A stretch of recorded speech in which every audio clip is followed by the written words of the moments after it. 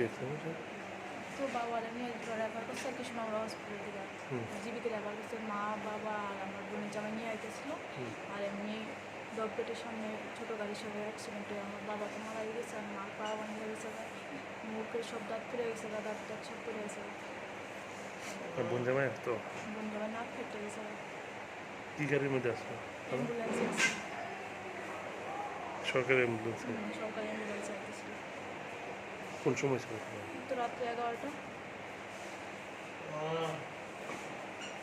আপনার বাবা হ্যাঁ শঙ্কর মজুমদার মার নাম রাধা মজুমদার বোন জামাই লিটন সাহা